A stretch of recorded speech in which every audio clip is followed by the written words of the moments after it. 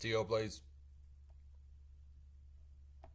Hey there, this is Tio, beginning of the Kerbal Space Program video, and like my last video, I'm going to be leaving the sphere of influence of Kerbin and venturing farther out into a different planet. I'm going to send a little crew to Duna. I set up a really interesting orbital station around Duna in my sandbox mode, and I wanted to put together a little mission so I can go and send a crew and prepare to further explore Duna. So this is going to be a multi-launch mission. As you can see, here's my second vehicle, the first being the transfer stage and the primary vehicle that's going to get everything to Duna. The second is going to be, I think this is going to be the main crew. It's got some crew quarters and a command pod. Also, I'm going to have a little engineering ship attached to it, which I can send separately. The station that I built around Duna is really cool looking. It's long and lanky, which makes it act like a giant spaghetti monster. So I thought I could send an engineer first in his own little pod, which you see here, with some struts, and he'll be able to use EVA construction to kind of strut things up a little bit because I don't plan on detaching some of the modules for a while.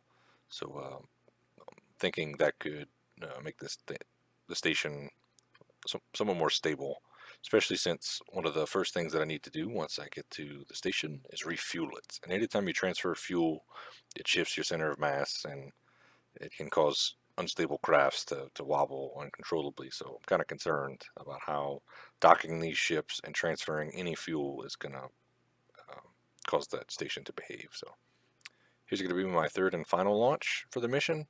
I'm sending the crew to the orbital station, and I'm in future videos probably going to want to go down to the surface and do some stuff. And to do that, I'll probably need to refuel. And it'll be a fun idea to send a rover on the mission, which I can detach and deorbit separately whenever I'm ready. So I'll use the rover to perform a more accurate, localized ore scan. So maybe pinpoint a good landing zone for future missions. So that's the little pod on the front end. Now I can deorbit my little second stage for that third rocket, and I'm going to use the maneuver node planner, which is really handy sometimes, to get a good maneuver to Duna.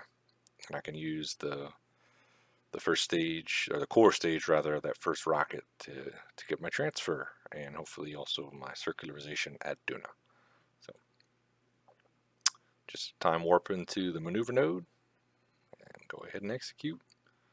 Pretty straightforward. I think Duna and Kerbin have the same inclination around Kerbal, so you don't have to adjust that typically, except for obviously pinpointing your trajectory around Duna once you get there. I like to do a low Duna orbit, around 100,000 meters or so.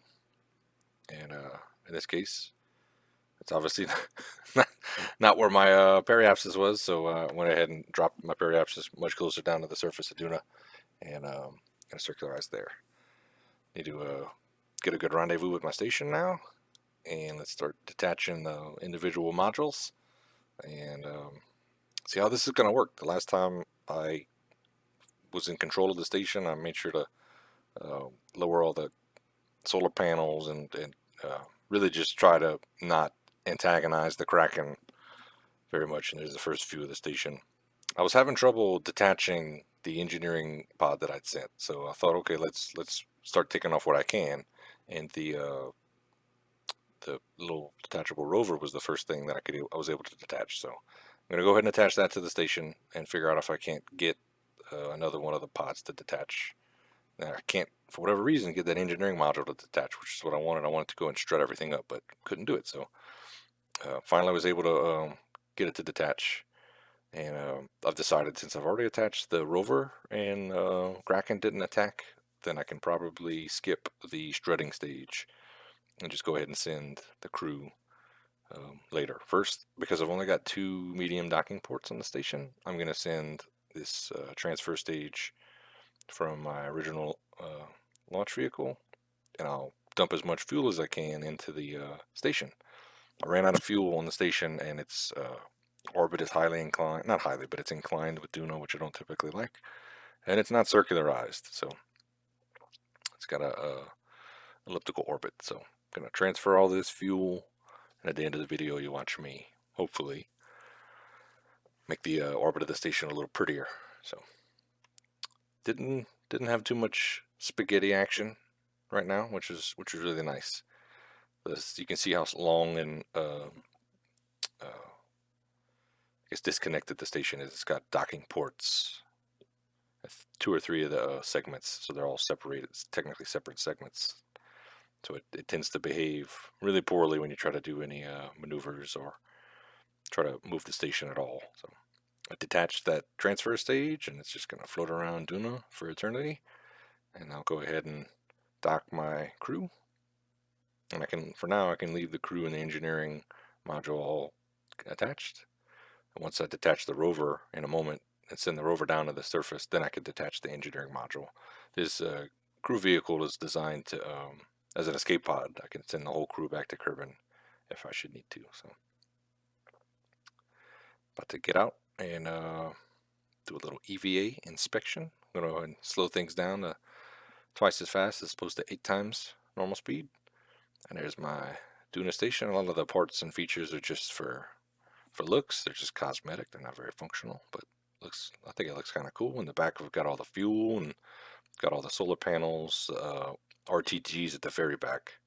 And then here I've got this little ladder, which, as you can see, has got a hinge. So this thing was in the docked position before, and then I've extended it. And it's got a little telescope, so it's, you know, a neat little feature with the Kerbals. There's a view from the telescope, so when it's not facing the sun, I suppose, you probably have a pretty good view of the system. And there's my orbital station. Go ahead and extend all the solar panels and the heat exchangers, and now it's time to get an idea of my first landing zone. So I found a spot that I'm mostly interested in. And let's send the rover down and see if I can find a flat area with high ore concentration for future missions. So I've got my fairing just to kind of protect the vehicle during the original launch process and the docking and all that business. Now that we're in the atmosphere, we can detach the fairing, get ready to deploy chutes, and then once we get a little bit of drag, I can detach the fairing at the bottom, the fairing cover, whatever. And I've got my sky crane, which I didn't need, and now I can't use. As I tumble down the hill, you can maybe notice in the top left corner that little red icon. I don't have any signal back to Kerbin. I don't have a relay network set up currently, and I'm not in line of sight with the orbital station. So I went ahead and time warped till daylight, or until I was able to get connectivity back to the orbital station. And I'm going to go ahead and ditch my sky crane, which didn't need, and I've got, unfortunately, very poor ore concentration in this area, 5%. So I'm apparently at the edge of the high ore concentration zone. So I'm gonna go ahead and drive down to the surface just because I can. See if the I say not down to the surface, down to the flatter part of the valley to see if maybe it gets better, but it doesn't. It actually gets worse. So ore concentration down here is at 3%.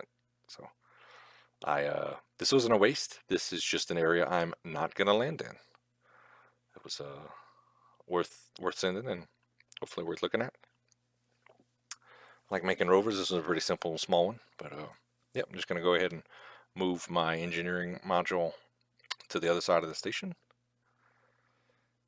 and that's about it for the modifications to the station. And most of the mission is now complete. The last thing I must do is adjust my orbit, which I mentioned. So for the next 30 seconds or so, you'll watch the spaghetti monster attack. Any amount of thrust, any amount of movement in the station, it just goes all wobbly. But so long as it doesn't break apart, I can live with it. So go ahead and look at that. That's ridiculous.